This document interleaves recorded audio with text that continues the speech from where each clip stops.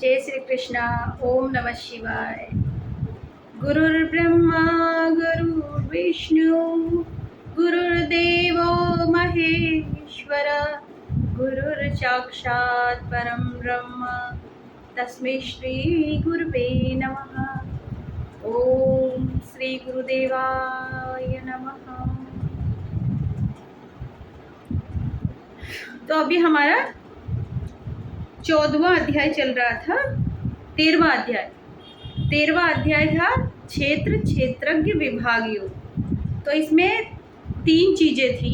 एक तो था क्षेत्र और क्षेत्रज्ञ, दूसरा था प्रकृति और पुरुष, तीसरा था अज्ञान क्या है और ज्ञान क्या है, इसके बारे में हमने जाना था।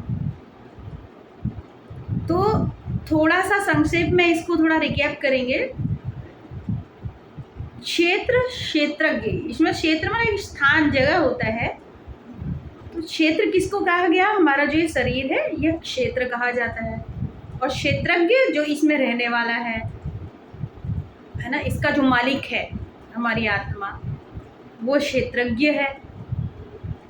प्रकृति और पुरुष, पंचभूत महाभूतों से मन बुद्धि अहंकार, इससे जो पूरा ये संसार चल रहा है वो है प्रकृति। और इन सब को चलाने वाला, इनके पीछे जो शक्ति है वो क्या है? पुरुष।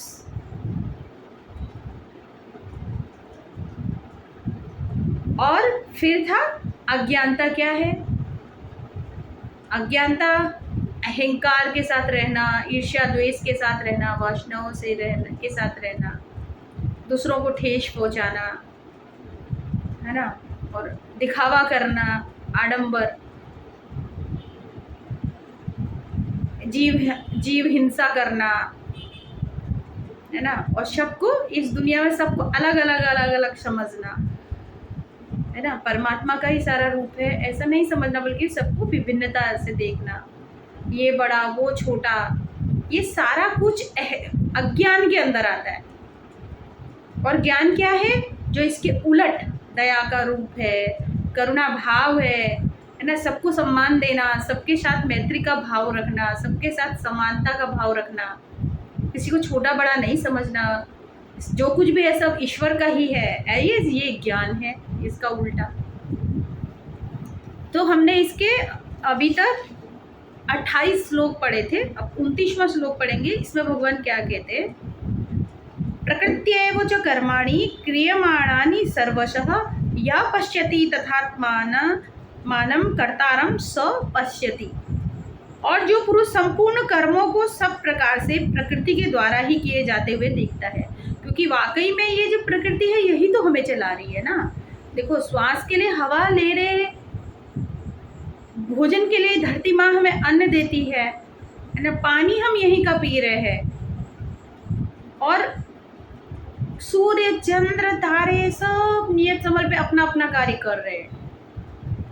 हमारी श्वासें अपने आप चल रही है, हमारे भीतर गया हुआ भोजन अपने आप पच रहा है, इसी से प्राप्त किया, और उसको पचाने वाली शक्ति भी भीतर ही है। और उसके अलावा हमारी श्वास भी वही चला रही है। दिन रात उसकी वजह से, मौसम बदलना उसकी वजह से, वर्षा जाड़ा सब कुछ उसके द्वारा ही चल रहा है, सब कुछ चल रहा है ना। और जो अज्ञानता में जीते वो क्या सोचते हैं? हम चला रहे हैं, हम खा रहे हैं, हम पी रहे हैं, हम अपनी श्वास ले रहे हैं, हम कर रहे हैं ना। दिखाई दे रहा है अज्ञानतावश की सब हम कुछ कर रहे हैं, और एक तरीके से उसको हम कर भी रहे होते हैं, है ना। पर उसको करवाने वाला कौन होता है? तो उसको क्या लगता है? जो इस इंसान को, जिस पुरुष को लगता है कि कर्मों को सब प्रकार से प्रकृति द्वारा किए जाते हुए देखता है ना, और लगता है कि सब कार्य तो वही कर रहा है, मैं कहाँ पे कर रहा हूँ, मैं मात्र निमित्त हूँ, निमित्त मात्र हूँ ना। जैसे भगवान ने जब अर्जुन को विश्व रूप दिखाया था, सबको अपने मुंह में जाते हुए देखा है, यानी वो प्रकृति, वो परमात्मा पहले से ही सब कुछ कर रहा है ना। और अर्जुन को क्या बोला? तू मात्र निमित्त है, तेरे द्वारा ऐसा लग रहा है कि सब कुछ हो रहा है, जबकि ये पहले से ही निर्धारित है, ये हो चुका है, तू नहीं करेगा तब भी हो ही गई ही। बस मनुष्य रूप किसी किसी किसी के रूप से कोई कार्य निमित्त रूप में हो जाता है, उसको उसके निमित्त बनाया गया है। तो प्रकार से प्रकृति के द्वारा ही किए जाते हुए कि प्रकृति ही ये कार्य कर रही है और आत्मा को अकर्ता देखता है। आत्मा तो कुछ नहीं करता। देखो, आत्मा से ही निर्माण किसका हुआ? प्रकृति का हुआ है ना। प्रकृति और पुरुष। पुरुष कौन है? आत्मा, जो दिखाई नहीं देता। अब प्रकृति क्या है? जो सब दिख रहा है, पंच महाभूत जो दुनिया में चल रहा है, सब कुछ कार्य प्रकृति के द्वारा हो रहा है, लेकिन किसकी मदद से हो रहा है? आत्मा के बगैर उसका भी कोई अस्तित्व नहीं। तो दोनों एक दूसरे के बिना अस्तित्व नहीं है, लेकिन कार्य कौन कर रहा होता है? प्रकृति ही पूरे इस शक्ति, जो हम शक्ति कहते हैं ना, शक्ति पूरे संसार को संचालन कर रही है। और वो शक्ति कहाँ से उत्पन्न है? वो जो है वो पुरुष आत्मा से ही वो उत्पन्न है, लेकिन आत्मा करता कुछ नहीं है, सब कुछ उसके द्वारा ही उत्पन्न हो रहा है, प्रकृति भी, पूरा सब कुछ, लेकिन वो कर कुछ नहीं रहा है, बस देख रहा है सब, एक वॉच करने वाला, देखने वाला। तो जिसको ऐसा होता है कि प्रकृति सब कुछ कार्य कर रही है और आत्मा तो कुछ नहीं करता है ना, तो वही असली चीज को इस संसार में देखता है। वरना हम लोग क्या सोचते हैं, ये सब कोई कुछ कर रहा है, मैं कर रहा हूँ, करता भाव हमारे अंदर होता है, ये सब मैंने किया, सब मैंने किया, और सब लोग उसका श्रेय लेने के लिए तैयार होते हैं कि मैंने किया, इसने किया, उसने किया, मैंने किया। जबकि और जो ज्ञानी होता है वो क्या होता है, वो देखता है कि मैं तो कुछ कर नहीं रहा हूँ, सब कुछ प्रकृति कर रही है और मैं तो मात्र निमित्त हूँ, और इसी आधार पर वो देखता है, वही यथार्थ देखता है। आत्मा कुछ करती नहीं है, प्रकृति सब कुछ कर रही है ना, तो वही यथार्थ देखता है, वही सत्य देखता है। भगवान कह रहे हैं, यदा भूत पृथक भाव मेकस्थमनुपश्यति तत एव च विस्तारम ब्रह्म संपद्यते तदा। जिस क्षण यह पुरुष भूतों के पृथक पृथक भाव को एक परमात्मा में ही स्थित तथा उस परमात्मा से ही संपूर्ण भूतों का विस्तार देखता है ना। जिस क्षण यह पुरुष भूतों के पृथक पृथक भाव को, हर इंसान भूत क्या, पंच महाभूत से बना हुआ सब कुछ है ना, तो हम सब पंच महाभूत से ही बने हुए हैं, सारे के सारे जितने भी इंसान है, पक्षी, पेड़ पौधे, सबके अंदर भाव होता है ना, पृथक पृथक भाव होते हैं, अलग अलग भाव होते हैं, अलग अलग इमोशंस होते हैं हमारे, अलग अलग तरीके से भाव होते हैं। तो वो भाव परमात्मा में स्थित है, सारे भाव ही जो है परमात्मा के अंदर ही स्थित है। इसीलिए तो हम दुर्गा सप्तशती में पढ़ते हैं ना, या देवी सर्वभूतेषु शांति रूपेण संस्थिता, या देवी सर्वभूतेषु श्रद्धा रूपेण संस्थिता, या देवी सर्वभूतेषु लज्जा रूपेण संस्थिता, या देवी सर्वभूतेषु क्षुधा रूपेण संस्थिता, या देवी सर्वभूतेषु तृष्णा रूपेण संस्थिता, या देवी सर्वभूतेषु तुष्टि रूपेण संस्थिता। वे सारे के, या देवी सर्वभूतेषु भ्रांति रूपेण संस्थिता, ब्रह्म भी जो भी भाव उत्पन्न हो रहा है वो या देवी सर्वभूतेषु, सब भूतों में तुम ही हो, सब भूतों में शांति तुम हो, सब भूतों में भ्रम भी तुम ही हो, सब भूतों में दया भी तुम ही हो, है ना, सब भूतों में शांति भी तुम ही हो, सब भूतों में या देवी सर्वभूतेषु। सेम चीज आया ना गीता में भी, वही कह रहे भगवान कि जो ये सब भाव है, अलग अलग भाव है, श्रद्धा, शांति और तृष्णा, ये सब भाव है हमारे मन के, अलग अलग भाव है, लेकिन किस में है ये सब भाव? परमात्मा में ही है, परमात्मा में स्थित है। इसलिए तो कहा कि आदेवी सर्वभूतेषु, सभी भूतों में। कौन है सभी भूत? पंचमहाभूत से बना पूरा संसार, हर जीव के अंदर हम भी भूत ही बोलो ना, पंचमहाभूतों से बना हुआ हमारा शरीर है। तो पंचमहाभूत से बना हुआ सभी संसार उसी से बना हुआ है। तो परमात्मा में स्थित उन अलग अलग भाव, अब देखो जो पंचमहाभूत होते हैं ना, उनके भी अलग अलग भाव है। उनके अलग अलग क्या भाव है? डर, पृथ्वी तत्व को होता है, पृथ्वी तत्व से डर आता है। जब पृथ्वी तत्व मजबूत होते हैं तो किसके रूप में होगा? निडरता बढ़ जाएगी इंसान में, साहस के रूप में वो साहसी होगा। और जब वही पृथ्वी तत्व कमजोर हो जाता तो डर के रूप में अभिव्यक्त होगा। तो दोनों, देखो दोनों भाव हो गए ना, पृथ्वी तत्व के कारण ही दोनों भाव हो गए। फिर आते जल तत्व। जल तत्व में क्या होता है, भाव, जितने भी इमोशंस हैं सब हमारे, सब जल तत्व के साथ में के कारण होते। तो जब भाव में कमी हो जाएगी, है ना, सब भाव से हमारा क्रिएटिविटी होती है वो कम हो जाएगी, तो फिर हमारा वासना में हमारा चला जाता है, उसका निगेटिव प्रभाव होता है। हर एक चीज में एक निगेटिव प्रभाव है, एक पॉजिटिव है। तो जब वो पृथ्वी तत्व में है तो डर और निडर दोनों उसी में ही है। मजबूत होगा तो निडर होगा, और कमजोर होगा तो फिर डर ज़्यादा होगा इंसान, भय होता है। फिर उसके बाद क्या होता है अपना जल तत्व के साथ में अग्नि तत्व हमारे क्रोध और अहंकार को दर्शाता है। ये नकारात्मक उसका पक्ष आ जाता है, सकारात्मक में आएगा तो उदारता में आ जाएगा, है ना, तेज होगा उसके, उसमें पानी में तेज होगा। और उसके ऊपर आते हैं अगर अपना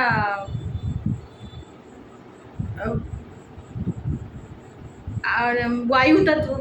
वायु तत्व में क्या होता है, वायु तत्व से हमारा जो कितना जुड़ा है, सुगंध है, नहीं स्पर्श है, टच है ना, फीलिंग्स, भाव जो होता है, फीलिंग आता है, वो जो है वायु तत्व से आ जाता है। फिर आता आकाश तत्व। आकाश तत्व शांति का अनुभव होता है, विस्तार का अनुभव होता है। हमको सारे भाव उत्पन्न होते हैं जो इनसे जो रिलेटेड सारे के जो सारे भाव है, जो है ना, कृतज्ञता का भाव हमारे अंदर आता है ना, दुख भी होता है, प्रेम, घृणा, ये सब जितने भी है सारे भाव जो है पंच महाभूतों में के कारण हमारे अंदर ये अलग अलग भाव उत्पन्न होते हैं। तो इन भावों को जो इंसान क्या करता है, परमात्मा में स्थित समझता है, और परमात्मा से ही संपूर्ण भूतों का विस्तार, और ये समझता है कि परमात्मा से ही पूरा ये संसार का विस्तार है, परमात्मा से ही बना हुआ है पूरा संसार। उसी क्षण को सच्चिदानंद घन ब्रह्म को प्राप्त हो जाता है। जब उसके मन में ऐसा विचार आने लगे कि ये संसार तो पूरा परमात्मा में ही स्थित है, सब भाव उसके ही है और सब उसी में ही स्थित है, उसी से सब कुछ बना हुआ है, तो वो ब्रह्म को प्राप्त हो जाता है। अनादित्वा निर्गुणत्वात् पर परमात्मा मायमव्यय शरीरस्थोपि कौन्तेय न करोति न लिप्यते। है अर्जुन, अनादि होने से और निर्गुण होने से, निर्गुण माने जिसके अंदर, निर्गुण कौन है, निराकार, निर्गुण। निर्गुण माने 3 गुण से बना हुआ है ना हमारा जो प्रकृति, 3 गुण है, परमात्मा इन 3 गुणों से ऊपर है तो निर्गुण है वो, उसमें गुणों के विपार है, गुणातीत है, निर्गुण है, जिसका कोई स्वरूप नहीं है, है ना, विस्तार है, वो बिना आकार का है, निराकार। तो अनादि होने से, अनादि मतलब जिसका कोई आदि है ही नहीं, आरंभ ही नहीं है ना, होने से यह अविनाशी परमात्मा शरीर में स्थित होने पर भी वास्तव में न तो कुछ करता है और ना लिप्त होता है। शरीर में है क्योंकि उसकी वजह से हम शरीर में है, वो नहीं होगा तो हमारा शरीर भी नहीं रहेगा, न मन रहेगा, न बुद्धि रहेगी, कुछ भी नहीं रहेगा, उसके कारण ही सब कुछ है। तो होने पर भी वास्तव में न वो कुछ नहीं करता है और ना ही लिप्त होता है, वो अलिप्त है, वो आत्मा है ना, अलिप्त है, किसी के संग वो लिप्त नहीं है, बस वो देखता है, दृष्टा के भाव में रहता है। और बाकी जो हमारा मन, बुद्धि, चित्त, अहंकार, जो भी हमारा ये 5 महाभूत से जो कार्यशाला सब चल रहा है, वो प्रकृति का जो स्वरूप है उसी से सब ही हमारा कार्यभार, हमारा शरीर का सब चल रहा होता है। शक्ति, शक्ति से ही, प्रकृति को शक्ति भी कहा जाता है, उसके कारण ही ये पूरा सिस्टम चल रहा होता है ना। आत्मा क्या होता है, बस देखने वाला, वो कुछ करता नहीं लिप्त होता है इन सब चीज़ों से। यथा सर्वगतम सौक्ष्म्यादाकाशम नो लिप्यते सर्वत्रावस्थितो देहे तथात्मा नोपलिप्यते। जिस प्रकार सर्वत्र व्याप्त आकाश सूक्ष्म होने के कारण लिप्त नहीं होता, अब बताओ सभी कुछ आकाश के अंदर है, सब कुछ आकाश, फिर वो शांत पड़ा हुआ है, कोई हलचल नहीं है ना उसके अंदर। है क्या कोई हलचल? कुछ भी नहीं होता। खाली खाली जगह पर तो कोई भी आकाश माने क्या? खाली जगह है, खाली जगह है ना। हमें ऐसा दिख रहा है कि वो कोई आकार में है, अगर हम देखें तो वो असल में वो कोई आकार में है ही नहीं, वो खाली है, बस खाली जगह है ना। तो खाली जगह में, खाली जगह क्या होती है? सूक्ष्म होने के कारण, है ना, लिप्त नहीं होता। वैसे ही देह में सर्वत्र स्थित आत्मा निर्गुण होने के कारण देह के गुणों से लिप्त नहीं होता है। तो फिर आत्मा क्या है? निर्गुण है। जैसे आकाश है ना, आकाश में क्या होता है? सूक्ष्म होने के कारण लिप्त नहीं होता। जिस प्रकार सर्वत्र व्याप्त आकाश सूक्ष्म होने के कारण लिप्त नहीं होता, है ना, उसी तरह से उसके भीतर सब कुछ है लेकिन वो शांत है, पड़ा हुआ है ऐसे बिना हलचल के। ऐसे ही देह के अंदर जो आत्मा है वो निर्गुण होने के कारण गुणों से लिप्त नहीं होती। यथा प्रकाशयत्येकः कृतस्नं लोकमिमं रवि क्षेत्रम क्षेत्री जो कृतस्नं प्रकाशयति भारत। है अर्जुन, जिस प्रकार एक ही सूर्य इस संपूर्ण ब्रह्मांड को प्रकाशित करता है, उसी प्रकार एक ही आत्मा संपूर्ण क्षेत्र को प्रकाशित करता है। हे अर्जुन, जिस प्रकार एक ही सूर्य है ना, अभी देखो सूक्ष्म के अंदर, सूक्ष्म के अंदर, सूक्ष्म के अंदर छोटा छोटा छोटे छोटे कण से, एक छोटे कण से बड़ा बड़ा बड़ा बड़ा बड़ा बड़ा होते पूरा विश्व ब्रह्मांड बन गया। तो उसका क्या है? एक सूर्य है, सूर्य को प्रकाश है। देखो सूर्य हमें ही प्रकाश नहीं दे रहा है, उसके अंदर 9 ग्रह भी आते हैं, कितने सारे गैलेक्सी के अंदर कितने तारे हैं, कितने नक्षत्र है, क्या क्या है उसके अंदर पूरा भरा हुआ। तो सबको प्रकाश कौन दे रहा? उपग्रह, ग्रहों के भी उपग्रह है, उनको कौन प्रकाशित कर रहा है? इस धरती को कौन प्रकाश कर रहा है? एक सूर्य मात्र, है ना। उसी तरह से हमारा ये जो पूरा क्षेत्र, किसको बोलते हैं? क्षेत्र शरीर को बोलते हैं ना। हमारे पूरे शरीर को एक ही आत्मा जो है क्या कर रही है? प्रकाशित कर रही है, सजीव है। देखो पूरे एक आत्मा के प्रकाश के कारण ही यह हमारा पूरा शरीर, क्षेत्र बोला है ना, क्षेत्र को प्रकाशित करता है। उसी प्रकार एक ही आत्मा संपूर्ण क्षेत्र को प्रकाशित करता है। क्षेत्र क्षेत्रज्ञो रे वमंतरम ज्ञान चक्षुषा भूत प्रकृति मोक्षम च ये विदुर्यान्ति ते परम। इस प्रकार क्षेत्र और क्षेत्रज्ञ के भेद को, क्षेत्र और क्षेत्रज्ञ का भेद है ना, क्षेत्र कौन? शरीर। क्षेत्रज्ञ कौन? जो इस शरीर में रहने वाली आत्मा। ये शरीर अगर चलायमान है, चलता है, अभी हम जिंदा है सिर्फ और सिर्फ आत्मा के कारण, वही क्षेत्रज्ञ है। तथा कार्य सहित प्रकृति से मुक्त होने को, है ना, कार्य सहित प्रकृति से मुक्त होने को जो पुरुष ज्ञान नेत्रों द्वारा तत्व से जानते हैं, है ना। तो प्रकृति से कैसे मुक्त होना है ना, प्रकृति से कैसे मुक्त होना है? प्रकृति ही सब कुछ कर रही है ना, सब कुछ वही कर रही है, सब उसी का ही खेल है पूरा, है ना। तो मैं कौन हूँ? दृष्टा, खाली बस देखने वाला। आत्मा कुछ नहीं करती। जब मुझे ये एहसास हो जाए कि मैं आत्मा हूँ, है ना, मैं ही आत्मा हूँ, जब ये ज्ञान हो जाए, जब इसका अनुभव हो जाए, तो फिर क्या होगा? तो मेरे सामने सब कार्य हो रहा है, तो मैं उसमें कैसे लिप्त हो सकती हूँ, है ना। जब अब अगर मुझे ज्ञान नहीं है तो मेरे अंदर कर्ता भाव आएगा, कर्ता भाव आएगा तो मैं ही कर रही हूँ, ये तो सब मैं ही कर रही हूँ, ऐसा वाला भाव आ जाएगा। ऐसा भाव होने के कारण मैं उसमें लिप्त हो जाऊंगी। लेकिन जब मुझे इसका एहसास हो जाए कि मैं आत्मा हूँ, है ना, और ये सारा कार्य जो है प्रकृति के द्वारा निर्धारित हो रहा है ना, तो तब, और क्या कह रहे? कार्य सहित प्रकृति से मुक्त, कार्य भी कर रहे हैं, कोई भी कार्य कर रहे हैं, लेकिन उसमें लिप्त नहीं हो रहे है ना। कार्य हो रहा है हमारे हाथों से, लेकिन हम उसमें फंस नहीं रहे, कहीं पर लिप्त नहीं हो पा रहे, है ना।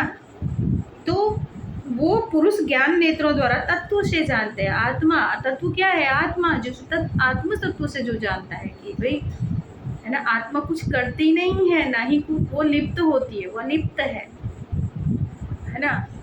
वो दृष्टा है, देख रहा है बस पूरा ये खेल, पूरा उसके लिए खेल है सब कुछ। तो वे महात्मा जन परम ब्रह्म परमात्मा को प्राप्त होते हैं। तो भगवान कहते हैं कि ऐसे जो महात्मा जन होते हैं, ये जो तत्व का ज्ञान जिसको होता है, तो तब वो पर ब्रह्म परमात्मा को ही प्राप्त होते हैं।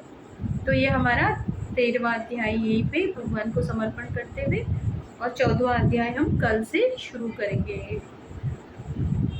श्री कृष्ण गोविंद हरे मुरारे, हे नाथ नारायण वासुदेव, हे नाथ नारायण वासुदेव, हे नाथ नारायण वासुदेव। जय श्री कृष्ण।